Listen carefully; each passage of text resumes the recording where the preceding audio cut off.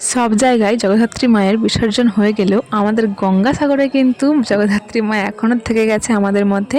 ওই যে তোমাদের বলেছিলাম না, বৃষ্টির কারণে মেলা কয়েকদিন বাড়িয়েছে, তো জগদ্ধাত্রী মায়ের দর্শন করার জন্য এসেছিলাম বাবার বাড়ি, কিন্তু দর্শন আর করা হচ্ছিল না। তো ফাইনালি রবিবার দিন চলে গেছিলাম মায়ের দর্শন করতে।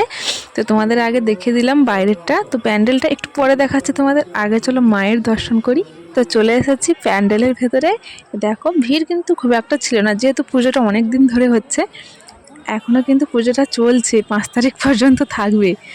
তো ভিড় খুব একটা ছিল না, সাজিয়েছে কত সুন্দর করে দেখো। আর ফাইনালি এই দেখো আমাদের রানীমা স্বয়ং বিরাজমান এখানে। খুব খুব সুন্দর হয়েছে, মায়ের মুখটা খুব খুব মিষ্টি হয়েছে। তো মায়ের দর্শন তো করালাম, কিন্তু কারা কারা এসছে সেটা তো তোমাদের এখনো দেখা নেই। তো দেখো আমরা সব বোনেরা চলে এসেছিলাম একসঙ্গে, সঙ্গে দিদির মেয়েরাও ছিল। মায়ের দর্শন তো করালাম তোমাদের, চলো এবার জগদ্ধাত্রী পুজোর প্যান্ডেলটা দেখায় বাইরের থেকে দেখতে ঠিক কেমন হয়েছে। তো দেখো এই দেখো প্যান্ডেল জগদ্ধাত্রী পুজোর, আর এটা অবস্থিত গঙ্গাসাগরের ছয়ের গাড়ি বাস স্ট্যান্ডে। কী যে অপূর্ব সুন্দর হয়েছে প্যান্ডেলটা, তোমরা তো নিজেরাই দেখলে। তো মেলায় ঘোরার পর বাড়ি ফেরার সময় রাস্তার পর একটা ভিডিও করছিলাম, তো লোকজনের ভিড়ে সেটাও করতে পারিনি।